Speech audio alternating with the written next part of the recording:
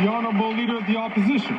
Ago, I asked the government who could be against a motion pointing out that this government's doubled housing costs, tax food, punish work, and unleash crime to give Canadians the chance to axe the tax, build the homes, fix the budget, and stop the crime.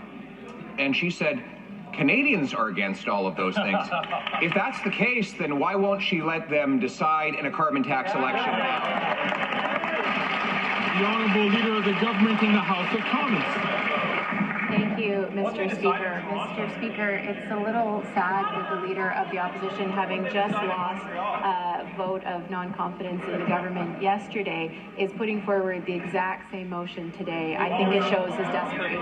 Thank you, Mr. Speaker. The Honourable Leader of the Opposition. No, in fact, the motion specifically demonstrates that this government, this NDP Liberal government, has doubled housing costs. I found it interesting that the NDP has now discovered that they doubled housing costs. A second ago, a Montreal MP stood up to point to a young woman, Pascal, who can no longer afford to rent, much less to own, after housing costs have tripled in that city. When I was housing minister, rent was $700 in Montreal, and we built almost 200,000 units. Mr. Speaker, why can't the NDP put their actions where their words are and vote for a carbon tax? The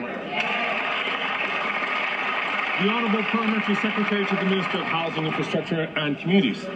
These slogans are clever, but they are empty, Mr. Speaker. It's empty rhetoric on the other side as always. In fact, he should take a look at the CMHC's report from today that puts a spotlight on Montreal, 106% increase in rental construction. Why is that, Mr. Speaker?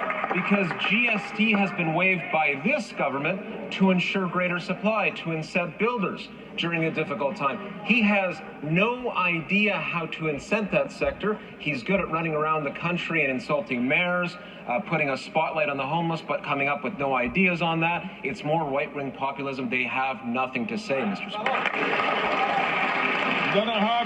The Honourable Leader of the Official Opposition. In a carbon tax election, if that's true. Malheureusement,